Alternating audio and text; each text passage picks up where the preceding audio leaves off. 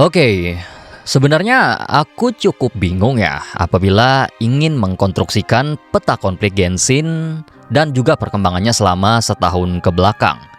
Karena terlepas dari ceritanya yang luar biasa itu, pada perkembangan story Luna, khususnya di permukaan, kita lebih banyak melihat adegan pulang kampung ketimbang perkembangan konfliknya. Ya kan? Columbina pulang, Zibai pulang, Varka pulang, Ninin pulang, bahkan pria Deo itu pulang ke kampung halamannya walaupun bukan sebagai orang biasa. Tapi itu kita bicara di permukaan ya teman-teman. Dalam artian tim Genshin sudah menyediakan atau menyuapin dengan hidangan utama. Sekarang tinggal hidangan pendampingnya gimana dan cara sistem pencernaan bekerja untuk mengolahnya menjadi sesuatu yang utuh. Nah, kalau dipikir-pikir, perkembangan konflik yang ada itu berjalan dan berkembang secara benar aku rasa. Dan juga adanya penambahan pihak yang aku rasa membuat konflik yang ada saat ini terasa cukup kerdil. Jadi kita coba bahas beberapa poin yang aku rasa penting soal konflik sebelum kita masuk ke SNES Daya di bulan depan. Jadi langsung aja kita bahas sekarang. 世界は謎だらけだね。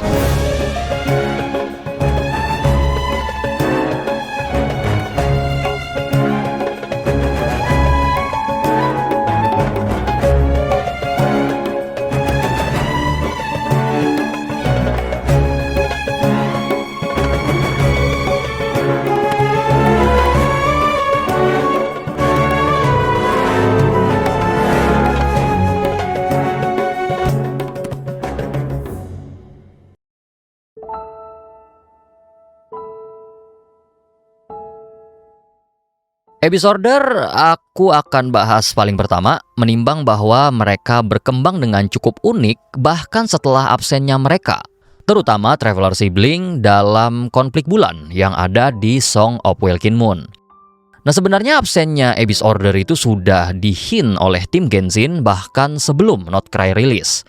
Ya, coba ingat pada Song of Welkin Moon web event dengan tidak meletakkan Abyss Order di sana, yang mungkin menjadi deklarasi soal ketidakterlibatan mereka. Nah, aku pun dulu sempat bahas gitu kan kalau tidak salah dan mengaitkan Abyss Order itu dengan Wild Hunt, mengingat proses sumber kekuatannya itu sama. Hanya saja pada akhirnya mereka benar-benar nihil dan kehadiran Traveler Sibling pada Archon Quest Luna hanyalah tipu keta. Nah, kalau melihat apa yang didapat oleh Abyss Order pada Archon Quest 5.7 lalu Archon Quest 4.7 ditambah pertimbangan Archon Quest 2.6, memang tidak ada alasan khusus untuk mereka ambil bagian dalam konflik Luna. Gini aku jelasin supaya kalian nangkap maksudnya. Pada Archon Quest 2.6, Traveler Sibling sudah mengatakan secara jelas dan juga tegas bahwa dia dan Abyss Order akan kembali pada jalur awal. Setelah sebelumnya, tepatnya pada Archon Quest 1.4, mencoba mencari power untuk mengalahkan Heavenly Principles atau setidaknya memberikan gangguan lah. Hanya saja setelahnya dia pun sadar bahwa dia akan kembali untuk tujuan awal, membangun kembali tanah air yaitu Khaenri'ah. Jadi sudah jelas pada momen tersebut Traveler Sibling tidak akan mencoba memberikan perlawanan terlebih dahulu, tetapi fokusnya membangun kembali The New Khaenri'ah. Nah, roadmap mereka sendiri juga sudah cukup jelas bahwa hal yang mereka butuhkan itu pertama adalah Loom of Fate, sebuah mekanisme yang mampu menenun takdir dan juga menenun leyline.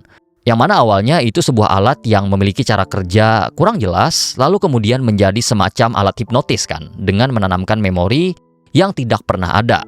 Sekaligus berhasil menggocek Dain Part 1 di Archon Quest Bedtime Stories. Lalu Loom of Fate menjadi sempurna di 4.7. Kemudian, roadmap kedua mereka adalah membutuhkan semacam blueprint untuk pengaplikasian Loom of Fate. Nah, melihat adanya mekanisme unik dari Leyline Natlan, Traveler Sibling memutuskan untuk menemui Yohuwal Tekuhtin agar bisa bernegosiasi seputar idenya. Awalnya itu ditolak karena ketidakmampuan Kerajaan Malam untuk menampung Leyline baru. Tapi akhirnya idenya terwujud dengan win-win solution. Yap, setelah berhasil menggocek Dain Part 2 di Archon Quest A Space and Time for You, terciptalah Atlas of the New World yang akan menjadi kunci kebangkitan dari New Khaenri'ah. Ya, jadi ibarat kata Abyss Order sendiri langkah demi langkahnya sudah sedemikian lengkap sampai-sampai tidak perlu apapun lagi demi melakukan rencana membangkitkan tanah air, yang memang sudah menjadi tujuan utama mereka. Nah, aku pun sempat mempertimbangkan apakah Abyss Order tidak tertarik dengan keseksian dari kekuatan bulan. Hanya saja, kalau memang mereka tertarik dengan kekuatan bulan, maka dengan tingkat logika yang sama, mereka pun harusnya akan tertarik dengan Gnosis, yang pada akhirnya kita sama-sama tahu, mereka tidak menunjukkan ketertarikan jelas pada benda pembawa sial sisaan Mediang Descender ketiga. Nah, adapun perkembangan yang tidak disangka-sangka dari Abyss Order pada patch Luna dan mungkin akan memberikan ripple effect yang luar biasa pada saatnya tiba adalah The New Master of Asmodai. 銀行家として遺言執行者を務めることもその一つです。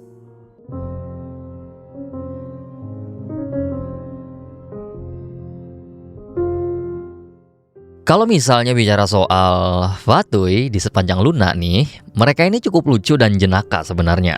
Bukan dalam artian mereka ngelawak atau ngebadut layaknya Dainsleep kalau ketemu Traveler Sibling ya. Tapi situasinya gini, yang terjadi itu mereka berkonflik sendiri satu sama lain gara-gara si Dottore, si tukang adu domba itu. Ya, sebagaimana yang teman-teman tahu, Archon Quest Luna dihiasi dengan sebuah pernyataan serius dari Fatui, yaitu turunnya Pale-Star Edict, perintah tertinggi dari Harbinger untuk membawa pulang Columbina ke dekapan Harbinger. Dan ujung-ujungnya terungkap fakta bahwa perintah itu merupakan akal-akalan dari Dottore dengan ambisinya sendiri. Dampaknya pun cukup signifikan terlihat, mengingat Project Stuza pun tidak terdengar gaungnya selama setahun ke belakang. Belum lagi kalau kita mempertimbangkan output dari segala konflik yang ada di Notcry hingga ke Sumeru ya. Kalau dihitung dari kasualitas, Fatui itu kalah banyak. Pertama, Columbina resmi keluar dari Harbinger. Kedua, Sandrone statusnya sempat mati kan. Lalu ketiga, Dottore resmi mati. Jadi kekuatan tempur dari Fatui sendiri benar-benar terkuras habis. Dan mempertimbangkan adanya Project Stuza yang udah di depan mata, situasi mereka nampaknya begitu kacau dibuatnya. Belum lagi kalau mempertimbangkan presensi dari Gnosis Pyro yang hilang entah kemana. Walaupun saya tetap yakin ini benda ujung-ujungnya akan bersemayam di Snezhnaya. Hanya saja kalau dihitung secara kasar, aku pikir pihak Snezhnaya yang rugi paling banyak di sepanjang Luna, justru mereka itu juga untung paling besar di sepanjang Luna kali ini. Pertimbangan utamanya adalah hilangnya Cell Cancer, si Dark System nomor 3 itu.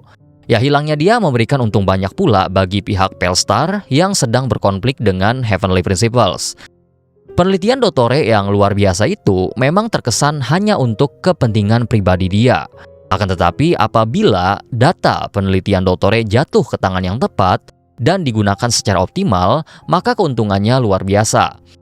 Coba telisik apa yang dilakukan oleh Dottore. Dia itu membedah langit palsu, akibatnya bulan sejati masuk ke dalam dunia Tifat, padahal sebelumnya telah diusir. Kemudian dia menguasai Irminsul, menyebabkan Irminsul terbakar secara tidak langsung, bahkan sekarang sudah pindah server. Namun apa yang terjadi? Heavenly Principles tidak terbangun dan Sets pun tidak memberikan pergerakan tertentu, setidaknya hingga saat ini. Sehingga batas toleransi pelanggaran terhadap HP berada pada taraf seminimal apa yang dilakukan oleh Dottore. Jadi Fatui Harbinger dan Sarisa dapat bergerak dalam batas toleransi demikian. Itu kabar baik banget tentu saja. Kemudian, kepergian Columbina dari Fatui Harbinger itu tidak berarti banyak sebenarnya bagi Sarisa. Dugaan saya Anastasia memang menyediakan tempat untuk Columbina yang mungkin tidak ada yang menangkap maksud tersebut termasuk si Columbina itu sendiri. Dari sejak awal sampai bergabung, Columbina tidak pernah ditugaskan apapun, kecuali janji dia dan Sarisa. Yang mana janji itu adalah menyerahkan sesuatu yang berhubungan dengan bulan. Jadi semuanya sudah terpenuhi, Columbina pergi tanpa meninggalkan kerugian. Terakhir, hilangnya Gnosis Pyro sendiri juga kabar baik bagi Snezhnaya. Dalam artian, kini Snezhnaya tidak ada lagi urusan dengan region lain, mengingat Gnosis semuanya sudah tidak di tangan para Archon. Jadi hubungan diplomatik sudah bukan menjadi hal remeh-temeh yang nggak perlu diurus oleh pihak Zapoliarny Palace. Ya, kendati Gnosis Pyro hilang, itu juga tidak akan langsung berdampak besar pada rencana Saritsa, yang mana teman-teman cukup sedikit aware aja soal pembicaraan Capitano perihal restu dari Saritsa, yang mana Capitano ingin menggunakan Gnosis Pyro untuk urusan pribadinya. Jadi tidak perlu dibahas panjang lebar perihal kehilangan Gnosis Pyro. Nah, sebenarnya seharusnya saat ini Fatui dan Snezhnaya itu sudah bisa langsung fokus pada rencana Saritsa. Akan tetapi, yang terlihat pada teaser Sudden Snow, urusan internal dari Snezhnaya itu cukup rumit ternyata. Jadi alih-alih fokusnya pada konflik vertikal dari Snezhnaya ke pemegang otoritas dunia, konflik vertikal lain ternyata juga terjadi di dalam Snezhnaya itu sendiri.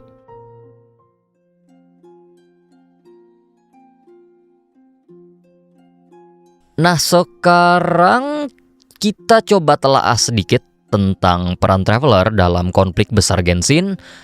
Dan di seri Song of Welkin Moon, dalam setiap kejadian apapun, Archon Quest, Story Quest, hingga World Quest, menurut aku pribadi, Traveler udah dapat peran yang luar biasa cocok dengan kehadirannya sebagai seorang Descender, yaitu Risen. Alasan Columbina lahir kembali, kemudian Zibai, lalu penyelamatan Varka, persimpangan takdir Linia, kontemplasi dari Zitlin, medium di Sumeru, Last Moongazer, dan mungkin masih ada yang lain yang tidak dapat aku sebutkan semua. Jadi menurut aku pribadi, dari segi lore-wise dan jalan cerita Genshin, peran Traveler kali ini benar-benar peran yang paling nyaman untuk dia.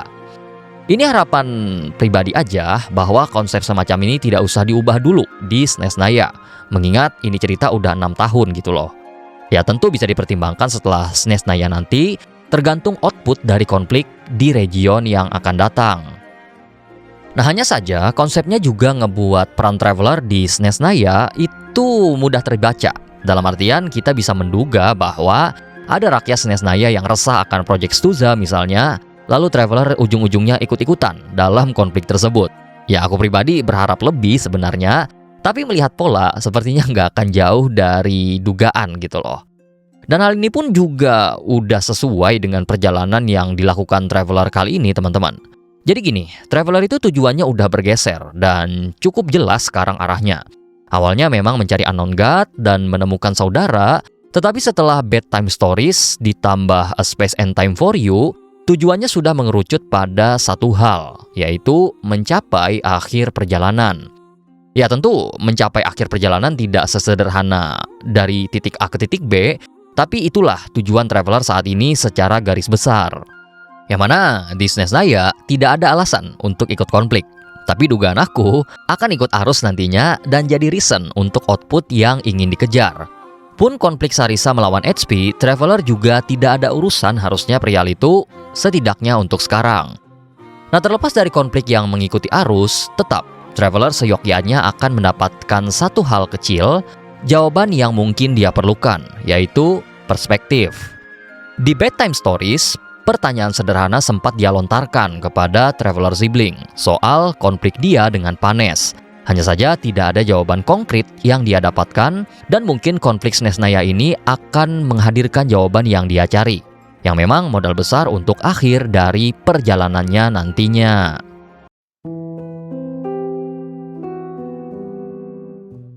Nah, aku pribadi cukup jengah dengan Panes alias HP ini. Karena setiap kali bahas peta konflik, yang jadi perhatian tentang dia adalah kondisi kesehatannya yang selalu tidak baik-baik saja. Kita kembali ke setahun yang lalu setelah kejadian Natlan lebih tepatnya, Mavuika itu udah mewanti-wanti soal aksi dia ketika Rip Aim ke arah langit palsu, bahwa HP mungkin aja tidak bakal diam. Ya meskipun sudah ditenangkan oleh Paimon dengan perbandingan aksi mereka di Fontaine, tapi tetap saja HP memang tidak memberikan respon atas impuls yang terjadi. Ya walaupun skenario ini juga udah aku proposalkan sejak tahun lalu atau lebih malah, yang mana aku sampai lupa detail waktunya, namun pada intinya menurut aku pribadi, bangunnya Panes itu udah bukan soal impuls, tapi soal waktu. Ya bayangin aja, Dottore udah caper habis-habisan, acak-acak dua benda paling sakral pada hegemoni Heavenly Principles, tetap saja HP tidak bangun. Pun Sets pun tidak memberikan hal macam-macam atas itu semua, kecuali memberikan Nahida izin untuk memindahkan server Leyline ke Aru. Sekarang giliran Sarisa nih yang akan memberikan impuls kepada Celestia. Nah, impuls Sarisa akan berbeda menurut saya karena pertimbangannya sangat matang aku rasa, termasuk mempertimbangkan perihal waktu. Kalau teman-teman masih ingat negosiasi Dottore dengan Nahida di Archon Quest Sumeru, ancaman Nahida adalah soal membangunkan HP yang katanya menimbang rencana Fatui. Ya walaupun ibarat kata saat itu adalah gertak sambal, Dottore tidak mengabaikan probabilitas demikian. Sehingga Sarisa kemungkinan sudah mempertimbangkan secara multidimensi soal perlawanan terhadap HP, baik secara impuls maupun secara timing. Jadi tinggal tunggu saja respon dari Celestia nanti. Walaupun sudah terlihat pada Sudden Snow, Sage sudah mulai bergerak. Oke, mulai titik ini adalah pihak-pihak tambahan yang posisinya cukup unik dalam konflik yang ada. Pengaruh mereka di konflik besar itu mungkin tidak terlihat sebesar itu, hanya saja secara indirect memberikan semacam pengaruh yang cukup unik. Oke, sebenarnya Sinner sudah sedikit terlibat, tapi sangat nanggung serta anti klimaks selalu membingungkan. Gini, aku yakin teman-teman juga sepakat bahwa kita tidak perlu melibatkan Rerir dengan hati rapuhnya itu, mengingat dia pun hanya menjadi pion dari dua orang pintar. Sehingga ya, Rerir hanya meramaikan saja, sekaligus menghadirkan pertarungan yang mungkin lebih keren daripada melawan Dottore menurut aku. Ya jadi sebenarnya Sinner yang saat ini terlihat bergerak hanyalah Federvolnir, dan dia pun sebenarnya sudah ikut terlibat sejak Archon Quest Caribert silam. Nah, hanya saja sekarang ada dua kondisi nih yang buat aku pribadi bingung sendiri dengan kelakar Federvolnir. Ya, aku memang punya masalah personal sih sama ini orang. Yang pertama, ketika aku menyangka bahwa Rerir yang turun di Notcry adalah berkat menerima kuliah dari Vet tentang cerita Rerir dan juga Tolindis yang belum berakhir, kuliah itu pun membuat Rerir menjadi mengambil Abyss, lalu jadilah Wild Hunt yang menjadi sumber masalah pada separuh awal masalah di Notcry. Hanya saja kemudian terungkap, Rerir justru dimanfaatkan oleh Dottore. Jadi seakan-akan peran Vet gugur di Notcry. Lalu kondisi kedua, ketika Dottore dikonfirmasi memanfaatkan Rerir alih-alih Vet, Federvolnir justru gerakannya pada quest karakter, di Varka misalnya, lalu cameo di quest Linia. Dan presensi semacam ini nggak bisa dianggap remeh. Apalagi jangan lupakan kemampuan spesifik dari Vet yang tidak memiliki batasan soal waktu. Yang mana ini jadi problem yang cukup pelik menurutku. Hanya saja tetap, meskipun mereka sudah mulai ikut-ikutan, tapi mereka masih di luar hidangan utama. Bahkan kalau misalnya ada perjamuan gitu, para Sinner pasti beda meja dengan pihak-pihak utama. Sehingga anggaplah mereka sebagai materi pengayaan untuk persiapan Kenria nantinya. Nah, Hexen Circle sudah mulai turun pada konflik Luna, tapi mereka perannya unik. Tidak terlibat konflik secara langsung, tidak menjadi penengah juga, bertindak sebagai advisor demi kebaikan bersama bisa dikatakan, dan mengutamakan stabilitas Tivat. Ya, kendati demikian, ada satu hal yang dapat dipastikan tatkala mereka hadir. Terlepas dalam konfliknya skala besar ataupun kecil, presensi mereka menegaskan kedalaman soal konflik yang ada.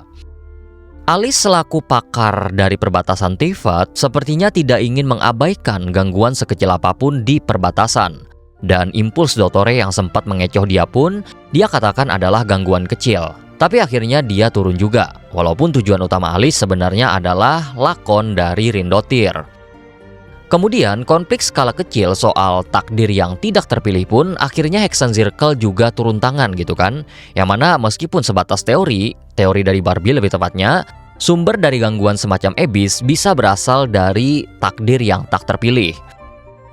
Ya, mungkin skala konfliknya kecil banget pada saat itu, hanya saja Hexen Circle punya pandangan yang cukup berbeda, sehingga menegaskan kejadian sederhana semacam itu bukan hal remeh-temeh.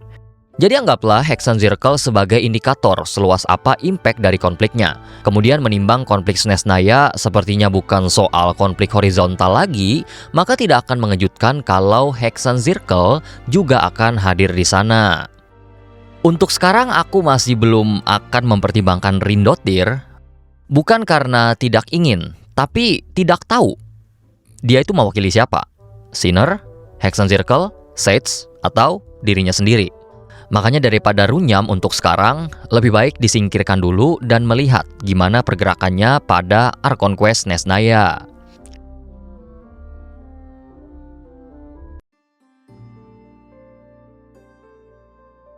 Nah, mulai titik ini, aku akan secara resmi mengeluarkan The Seven, kecuali Saritsa, dari peta konflik utama Genshin.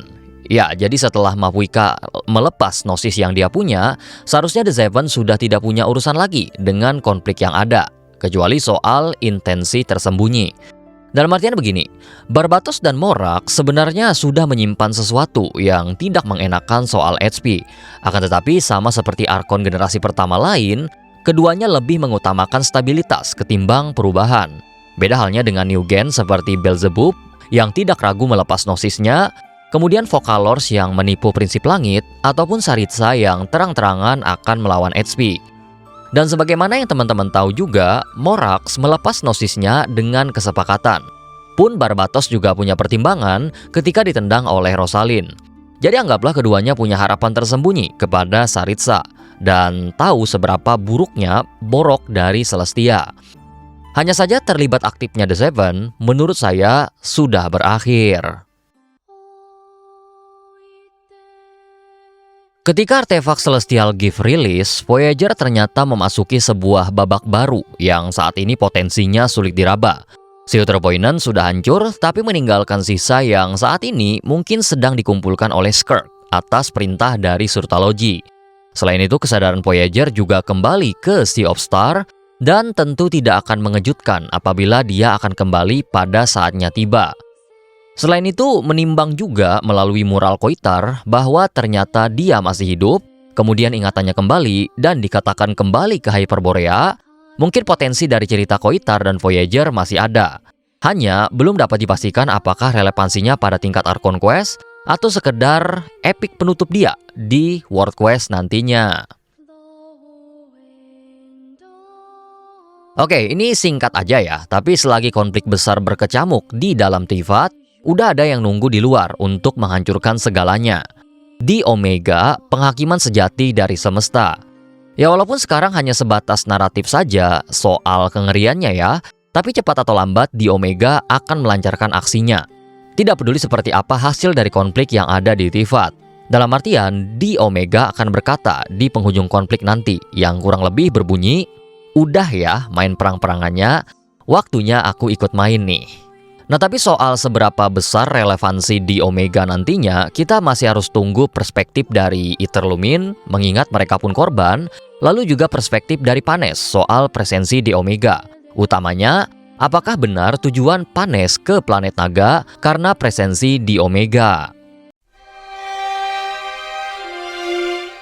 Oke, sebaiknya untuk sekarang kita kerucutkan saja konflik yang ada di depan mata dengan sesederhana seperti ini. Yap, konflik vertikal berlapis yang akan terjadi di patch Nesnaya. Konfliknya menjadi terlihat sederhana, walaupun sebenarnya akan sangat kompleks dalam kejadian real. Nah, aku memikirkan seperti ini karena Abyss Order yang udah mulai menarik diri dari konflik utama, otomatis menarik Dain dari peta konflik, dan membuat Traveler posisinya jadi lebih enak untuk ikut konflik tanpa membagi fokus.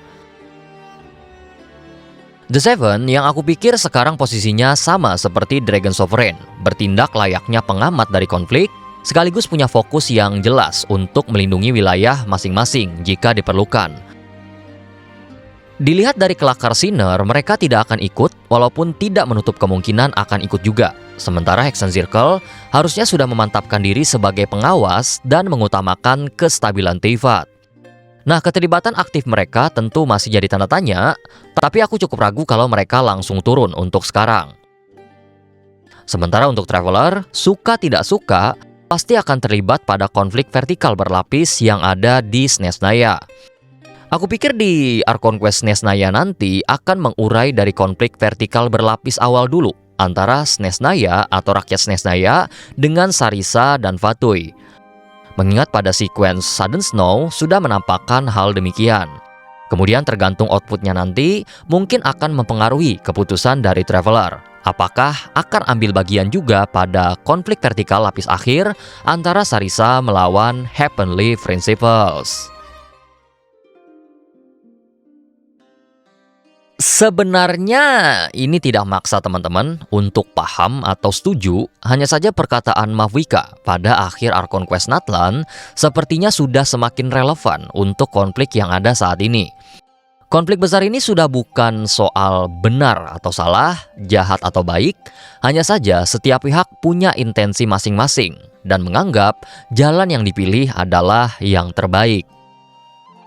HP kejam terhadap manusia, terutama pada era One Civilization, dan itu tidak perlu diperjelas lagi. Hanya saja dia punya reason tentang status quo dari Teyvat.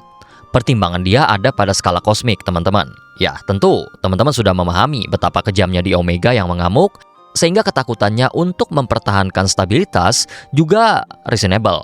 Walaupun dalam sudut pandang manusia, tindakan dia tidak akan masuk akal.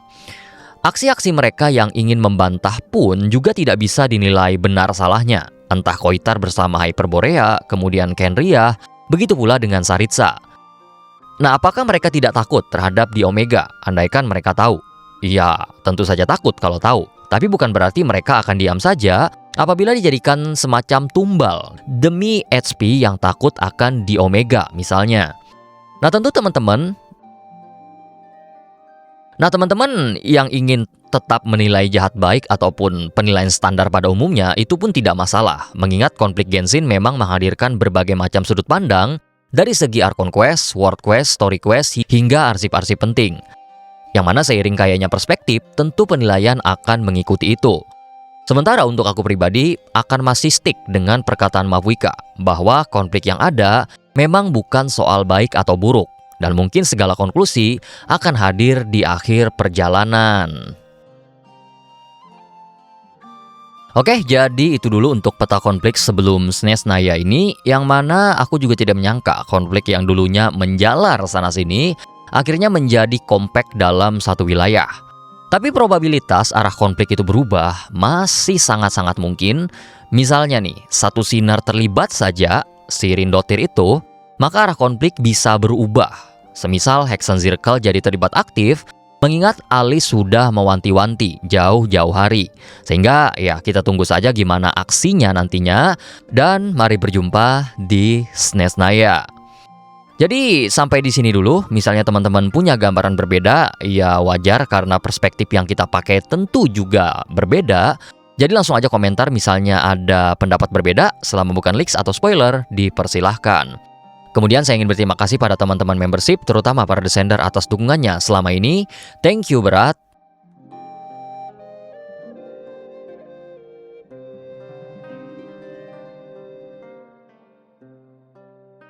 Dan buat teman-teman sekalian yang udah menonton sampai habis, terima kasih sudah meluangkan waktunya.